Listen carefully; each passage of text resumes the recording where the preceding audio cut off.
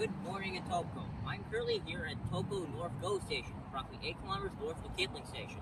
This station has served commuters for 40 years, calculating an industrial corner of the city. But soon, Etobicoke North will vanish. Today, we will dive into why this station is disappearing, the role it once played, and what will replace it.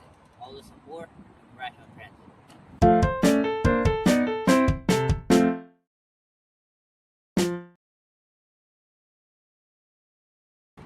Tracks that carry trains from Etobicoke North weren't built for GO in the 1970s. They go back much further. The Grand Trunk Railway laid much of this main line in the mid-19th century. Stations like Weston and Malton were already operating in the 1950s, with Weston opening its first GTR station in 1856 and Malton following a similar timeline. These early lines were later absorbed by Canadian National in 1923. So the corridor that Etobicoke North sits on has a rail history stretching back 150 years. Service to Etobicoke North GO began much later, in December of 1974. It was not part of the original Georgetown line or later Kitchener line today, which required operation failure that year, April of 1974, when GO Transit started running commuter trains on CN's North Main Line. Etobicoke North was added as an infill hub, positioned between Malton and Weston. There was only a single side platform, a small parking lot, and service that ran only during rush hours. At the time, the Georgetown line itself only had 3 trains from downtown in the morning and 3 back in the evening, just pure commuter rail. It is worth noting, there was no passenger station here before GO, unlike Western or Malton, which traced its roots back to Canadian National Passenger Service. Etobicoke North is brand new. There were old CN timetables, and it was not a relic of the steam rail era railways. It was a purpose-built GO stop. Over the following decades, the Kitchener line expanded westward towards Guelph and Kitchener. Service gradually became more frequent, more off-peak evening trips, and eventually hourly weekend service. Metrolinx upgraded tracks, tunnels, passing tracks, and station expansion to support two-way all-day service. Yet, Etobicoke North itself remained underused. Despite these improvements, it continued to see only a handful of trains each day and no weekend service, largely due to having only a single side platform. In 2013, as a part of the Georgetown South Expansion Project, Etobicoke North completed its only major facelift. The line was widened from 2 tracks to 3, so the platform had to be moved to the north side and extended to fit 12-car trains. A new bus slope and a passenger drop-off were added, and the parking lots were expanded, and accessibility upgrades were implemented. On paper, Etobicoke North now looks like a modern GO station with long platforms, shelters, and a functional bus route. Standing here today, the station feels modern but feels quiet.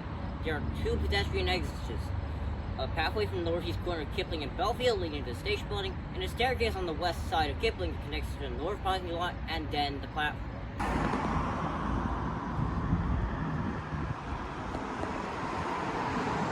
The north lot contains a kiss ride and the bus loop, although no buses currently serve it. On the south side, there's another large parking lot that leads to the platform via a very lonely sidewalk. The station has just 1 platform, serving only 1 of the 3 tracks. Many Kitchener line trains, all via rail trains, and the Up Express pass through without stopping. It's even the only station on the express route where trains do not stop. Along the platform, you'll find press card readers, benches, a heated section to clear snow, slide posts, a small building on the south side. There's even a TIFC office, but it's largely unused. Connections to the TDC are pretty weak, despite having a bus route. The station is served by the 45A Kipling bus and the 945 Kipling Express bus. But getting to the station is a long walk, about 150 meters. Service remains extremely limited. During weekday periods, GO trains stop here about every half hour in the peak direction only, with no counter-peak service. Outside of peak, trains stop once per hour in each direction. On weekends, no trains stop at all. In fact, the service here is so bad I couldn't take a GO train to reach the station. I had to take the Kipling bus instead. But all of that is about to change, because Etobicoke North's days are numbered. That's part of the goal for two-way all-day rail service on all GO train lines. Metrolinx is planning to widen the North Main Line from 3 tracks to 4 tracks. But in order to do that, Etobicoke North needs to be demolished to make space. For regular riders, this means the familiar empty parking lots, the lonely platform, and the unused ticket office will all vanish. In a way, the station is becoming a victim of its own limitations. Too small, too constrained, too out of place for the level of service that GO Transit must provide. But Northern Etobicoke will not be cut off from GO train service, just like the Southern was from the SRT. No, just a few kilometers to the east, a brand new station is being built in place of Etobicoke North. Woodbine GO. This new station will be located where the Kitchener line and Highway 27 intersect. The station, getting its name from the nearby Woodbine Racetrack Casino, will be much larger and much more modern than the existing Etobicoke North.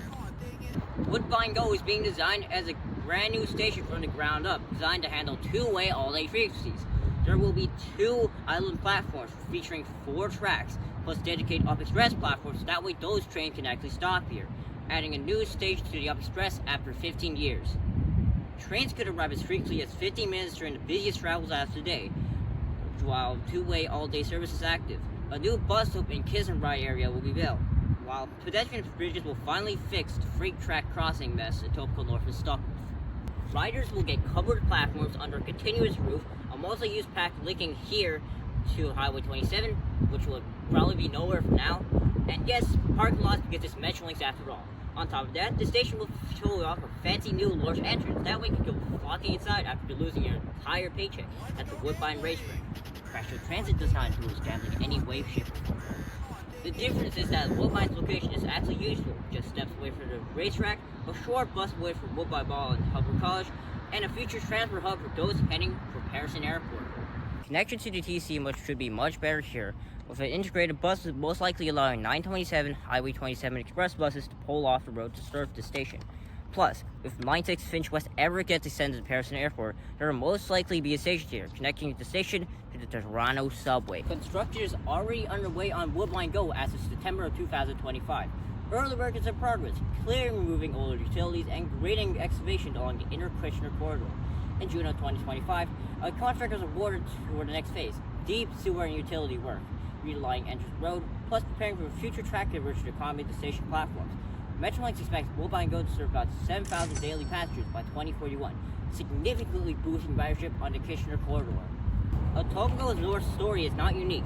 Toronto has seen GO train stations race past in the name of expansion. The best comparison is Georgetown University GO, which was located on the Bear Line, which had closed on March 18, 2020, and replaced by the nearby Downsview Park Station. Georgetown University was a very small station, located far from campus, requiring students to take a shuttle bus from campus to the station, and plus, it was only served by a couple peak hours trains due to its single platform nature. Downsview Park, by contrast, connects directly to the Line 1 subway of the TC and is able to handle all-day service. It was a textbook case of replacing a station that no longer fits the modern GO transit system of one that actually worked. Etobicoke North and Woodbine follow the same pattern. A small underperforming stop being replaced with a bigger hub designed to integrate with the Western network. Now for the big question. When is Etobicoke North going to disappear? Well, while Metrolinx is not set a public closure date yet, but timelines for the Woodbine Go gives a clue. Construction is expected to take around 5 years, putting the opening day around 2030. This means Etobicoke North will likely stay open until Woodbine Go is ready to take over. Based on that schedule, the end of Etobicoke North will most likely be between 2029 and 2032. Etobicoke North may not close tomorrow or even next year. Transit times are slow, and Woodbine Go would take years to rise from a construction site to a full station. But the writing's on the wall. Etobicoke North is a station on borrowed time. For almost 50 years, it has been Northern Etobicoke's quiet community stop, wedged between factories and parking lots. Soon, its role will be taken over by a larger and busier hub, built to finally bring frequent trains and better connections to the area. And if you have to lose all your money on Woodbine and seen on racetrack, well, at least the cover flag will keep you right with you. Crashout Transit is not for family and any waiting. If weather disappears 2029, 2030 or later, one thing is for certain. When that lonely platform is finally torn down, Etobicoke North will not be remembered for how many trains it ran, but for being a stepping stone to something much bigger. Thank you for watching.